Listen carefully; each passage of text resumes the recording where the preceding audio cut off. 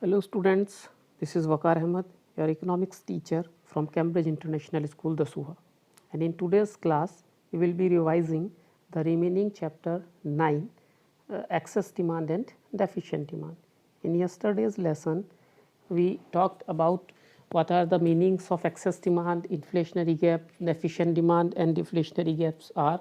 And then we talked that how through fiscal policy we can control these excess and deficient demand.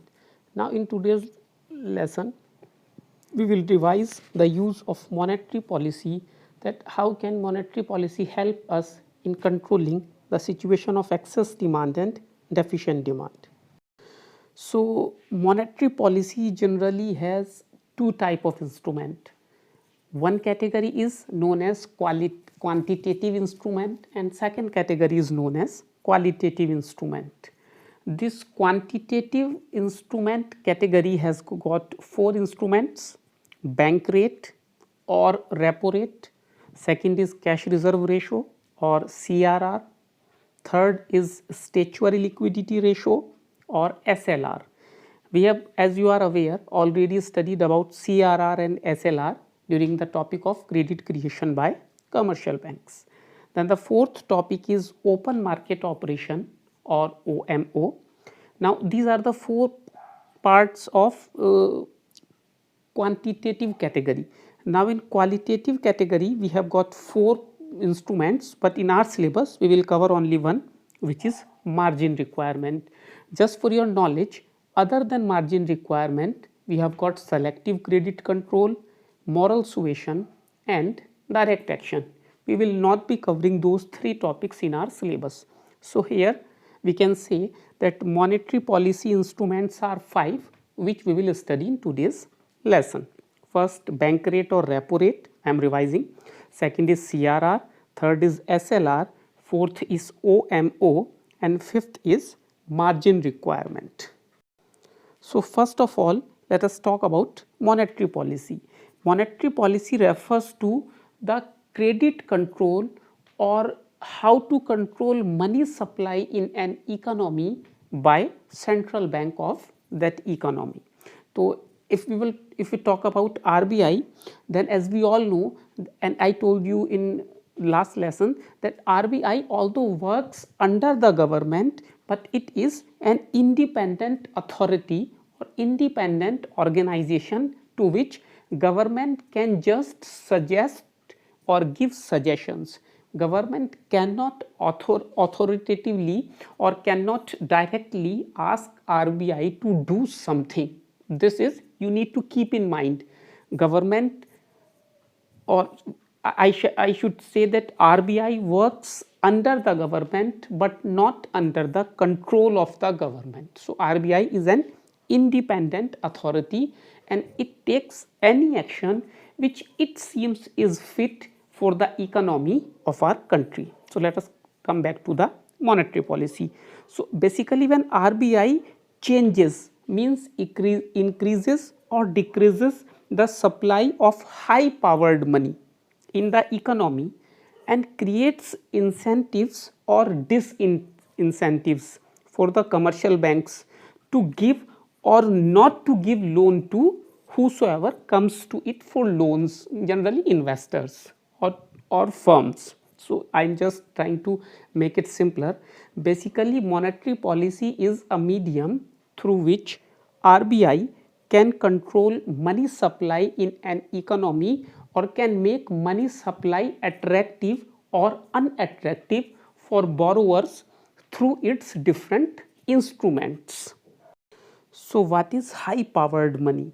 Basically you can see the definition in on your screen, but I'll make it's a very simple thing. You need not to think that what is high powered money. Basically whatever currency is printed by RBI is high powered money. Simple.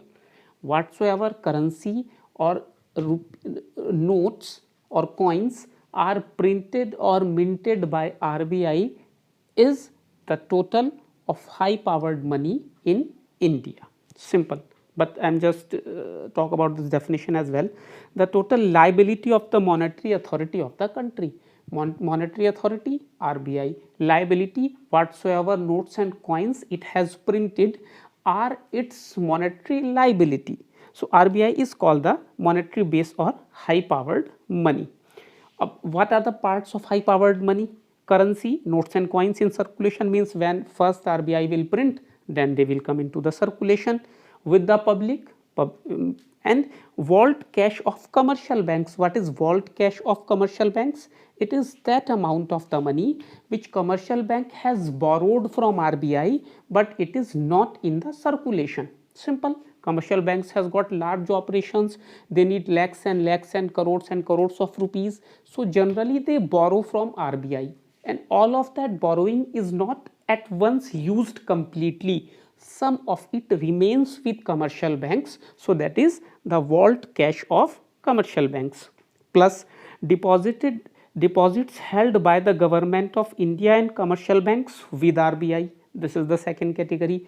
Whatsoever is the amount of deposits with government of India, and we have studied in bankers to the government topic of functions of a central bank that the deposits and loans of the government are taken care of by the central bank. So whatsoever is the deposits with government of India, they are held by RBI, plus whatsoever extra money is with commercial banks, just for the sake of security or just for the sake of regulations or rules, they need to keep it with RBI. So what is high powered money? Notes and coins printed by RBI with public, plus extra money borrowed by commercial banks from RBI in the vault cash of commercial banks, plus the money of government plus commercial banks with RBI. All that is high powered money, and this is for your knowledge, means you need not to get confused. Our main point here is monetary policy, and monetary policy means control of credit or control of money supply in an economy. And before moving on to the main point, I would like you to tell one more thing. Basically, monetary policy is of two types. First, expansionary means expansion, and second, contractionary means contraction. So expansion of money supply means to increase the supply of money in the economy, and second, contractionary means to contract or reduce the money supply in the economy. Now we are talking about two situations. First is excess demand and second is deficient demand. So if there is excess demand, it is implying that people have already got more cash in their pocket. So at that point of time, RBI will use contractionary monetary policy, means will try to contract the money supply in the economy, and vice versa.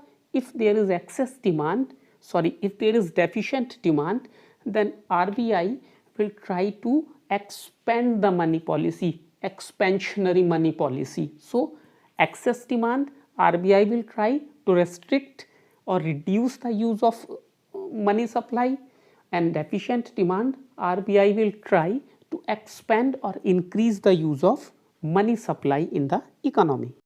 So now I assume that you have got a fair idea that which type of policy should be used by RBI in different type of conditions. So let us talk about the first and the most popular monetary policy instrument by RBI, which is bank rate or repo rate.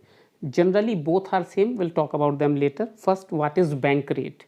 Bank rate is the rate at which RBI lends money to commercial banks. Simply, as we go to the bank to borrow, commercial bank charges us interest, which is known as market rate of interest. Similarly, when commercial banks like PNB, HDFC or Punjab and Sindh Bank require money, whom they go to?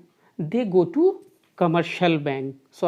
central bank, RBI, and RBI lends them money but charges some interest. That interest which is charged by RBI from commercial bank is bank rate. So now I think you are clear what bank rate is. Bank rate is the rate at which RBI gives money to commercial banks. Okay. Now what is the difference between bank rate and repo rate? So both are same, but the only difference is that when bank require money for short term, then that is known as repo rate, and when bank require money for their regular use, long term, annual plans, that rate is then the situation is known as bank rate. Both are same, rates are almost same, but you just need to require short term requirement, repo rate, which is basically repurchase rate. So repurchase, we make it short, repo rate, and long term use, bank rate. So how does bank rate is used to control the situations of excess demand or deficient demand? First, let us talk about excess demand. Suppose there is a situation of excess demand in an economy, then what RBI does is RBI increases the bank rate. Now if the rate of interest is increased, then taking loan becomes expensive.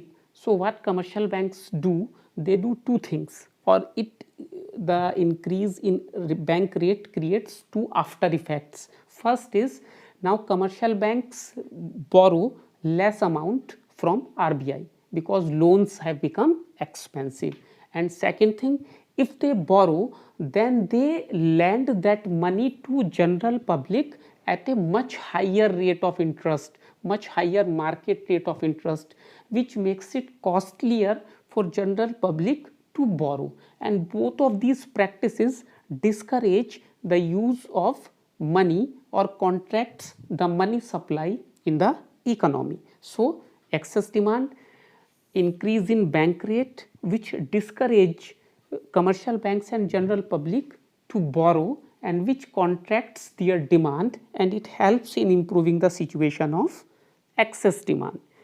And what about deficient demand? Just the opposite. If there is deficient demand, people are not willing to borrow from commercial banks, and commercial banks are not willing to borrow from central bank, then what RBI does? RBI decreases the bank rate, which makes it attractive to borrow from central bank. And similarly, because commercial banks are getting money at much lower rate of interest, they decrease the market rate of interest, which makes it attractive for a commoner or for a common people to borrow money from commercial bank and then spend that money as consumption expenditure, which increases the excess demand. So I think we have got a fair idea, but I will just repeat. Excess demand, bank rate is increased, which contracts the money supply. Deficient demand, bank rate is decreased, which expands the money supply, and the aim is fulfilled. Now before moving on to CRR, let us talk about reverse repo rate or RRR. Reverse repo rate is the rate at which the RBI borrows money from commercial banks within the country. Clear? Means sometime what happens is that commercial banks receive some amount which is unexpected. Means commercial banks are expecting that one company will repay their loan in 3 months, but because of some conditions whatsoever they are, commercial banks receive their money back within 1 month. Now according to their plan, they have got that money 2 months in advance. So what to do with that money?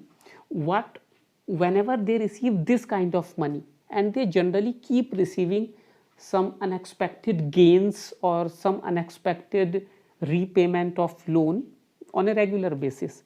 So what they do, they park or they keep this money with central bank, and the interest which they receive, because now they are depositing money, they are not borrowing money from RBI like bank rate or repo rate. That is why it is reverse repo rate. Means now because they are keeping money with RBI, they will receive interest from RBI. So that interest which they receive, that is known as reverse repo rate. Means just the opposite of repo rate. So it is the rate which RBI gives, means RBI is paying this interest rate. So this is reverse repo rate.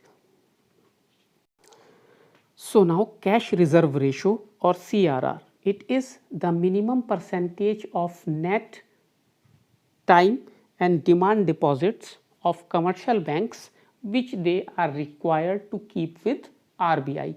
Means whatsoever are the total deposits of a commercial banks through different types and different channels, they need to keep a minimum percentage of those deposits with RBI.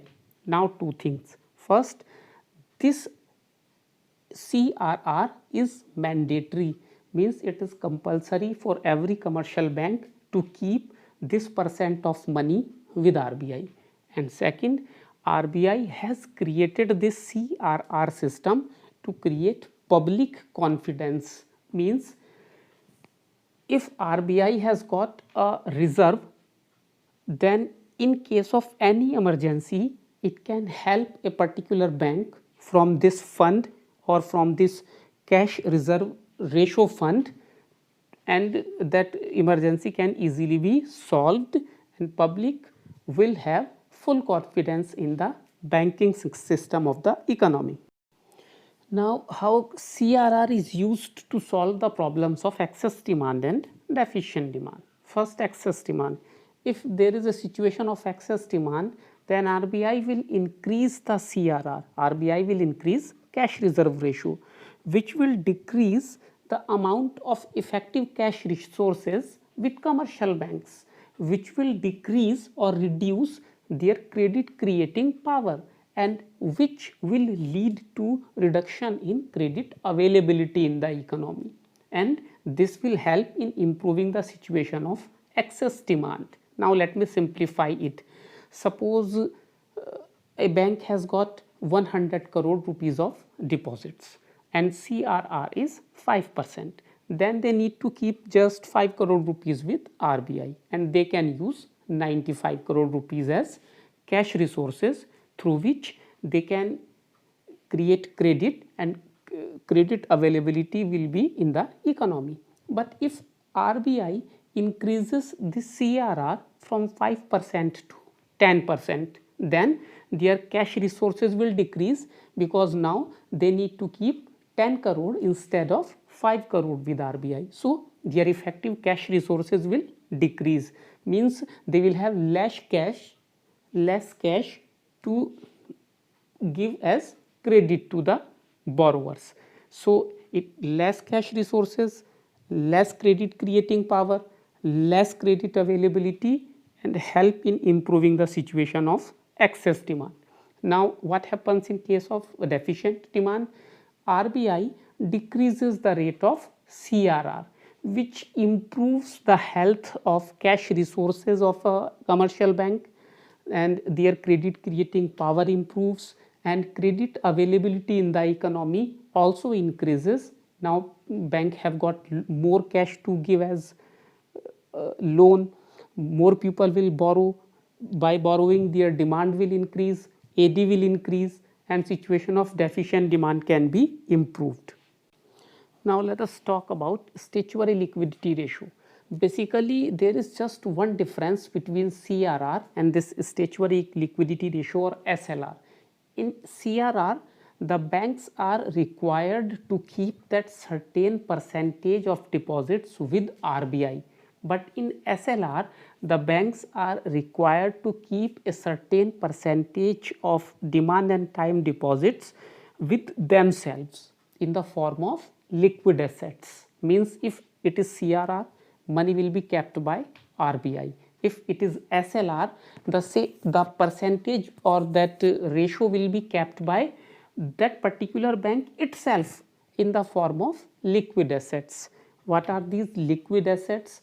Liquid assets means that whatever amount is to be kept by bank can keep this in the form of government bonds, foreign government securities, or foreign currency, or it can be deposited with other banks known as intra-bank deposits. Means liquid assets means which can be used at a very short notice, or which can be converted into currency at a very short notice. So this is the meaning of liquid asset. So The basic difference, you just need to keep this in mind because both are more or less same. There is just one single difference, and that is CRR percentage or that ratio is kept by RBI.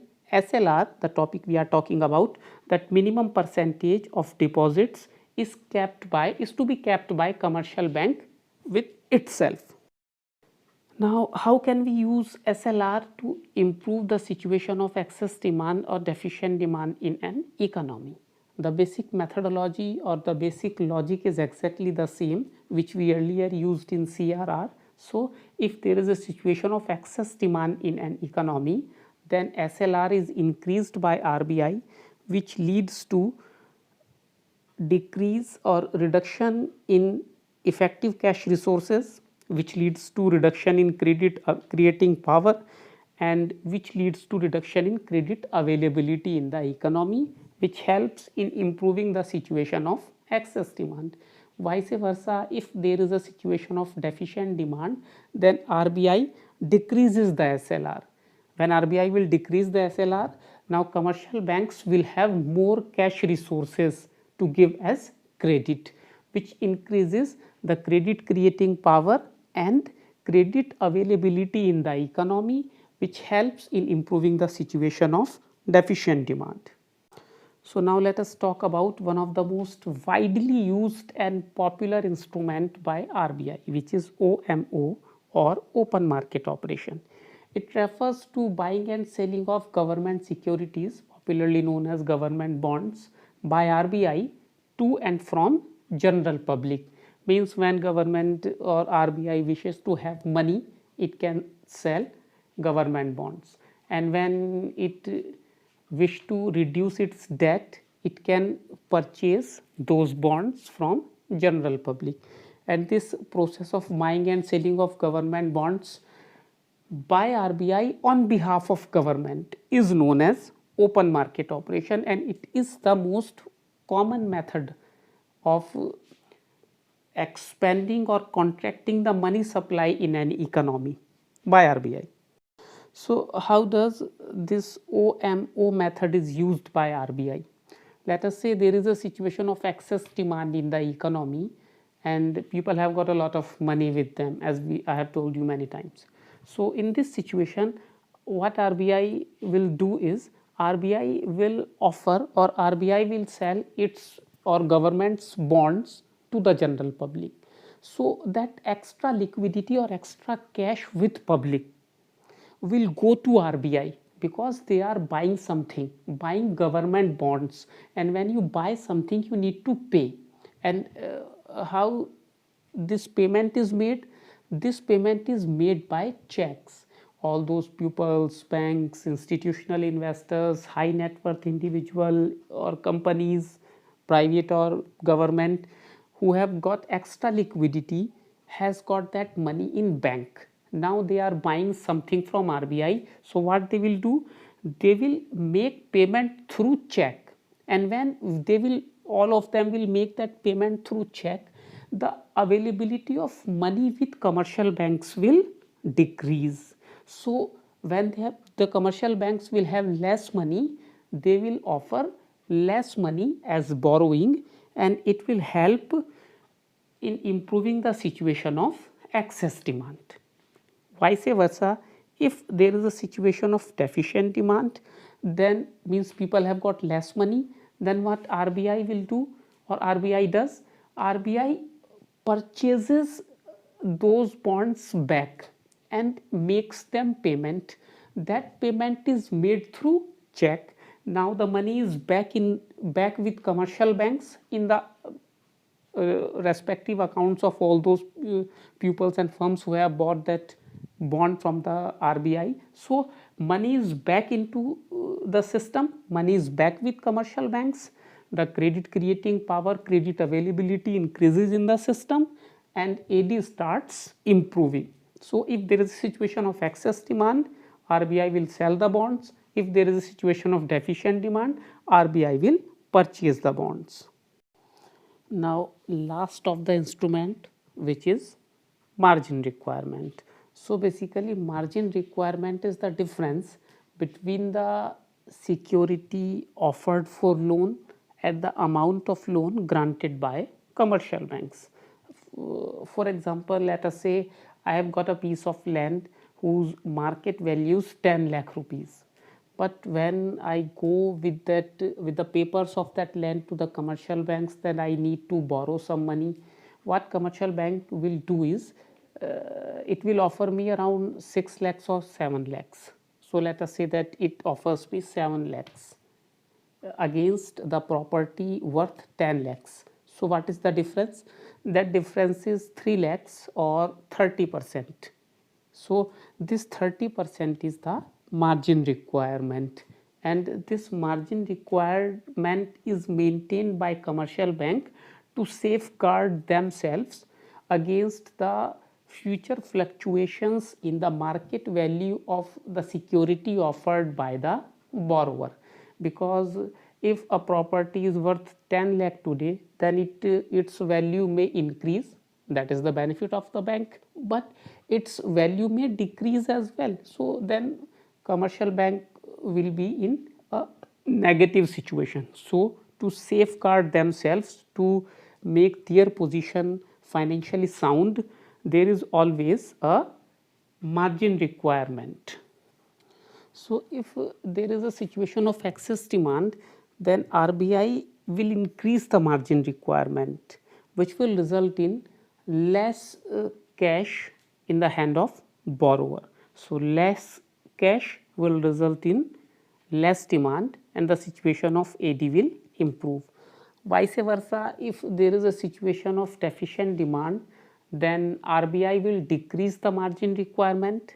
The borrower will have more money against its security. More money will result in more demand, and AD will increase, and the situation of deficient demand will improve. So it is a very simple and very clear idea. If there is a situation of excess demand, means less money should go to the public. So margin requirement is increased, which results in less cash with the borrower, and vice versa. In deficient demand, more cash should go to the public, margin requirement is decreased. So if a person goes to the bank, it will have more amount against its security, and more amount will result in more demand, and AD will increase. So it's recap time once again. Today we talked about monetary policy, which basically is a tool to control money supply in the economy, to balance the situations of excess demand or deficient demand. This monetary policy has got 5 instruments or 5 types or 5 variables through which we can control the situation of excess demand and deficient demand. We talked in detail about all of them. Now it is just kind of a concise table so that you can keep all the changes in your mind, or you can get the idea of monetary policy and its use through a single table. So if there is a situation of excess demand, then bank rate, CRR, SLR and margin requirement will increase, which will decrease the money supply in the economy, and the situation of excess demand will improve. And as far as open market operation is concerned, RBI will sell government bonds. Vice versa, if there is a situation of deficient demand, then bank rate, CRR, SLR and margin requirement will be decreased by RBI to expand the money supply in the economy, which will help in improving the situation of deficient demand. And in case of deficient demand, RBI will purchase government bonds back from the public. So this is a basic idea how these instruments will work in different conditions. So that's it for today, students. On Monday you have your quiz of economics from chapter number 9, and I strongly suggest that all of you should prepare thoroughly on Sunday, because it is just one chapter and we have studied it, we have revised it. You have already given 2 quiz from chapter number 9, and before attempting Monday's quiz, you should go through both of those quizzes to have fair idea that which type of questions may be asked in your Monday quiz, and everyone should attempt that quiz. Tell your friends not to miss that quiz and the forthcoming quizzes as well. So stay healthy, stay inside. Bye.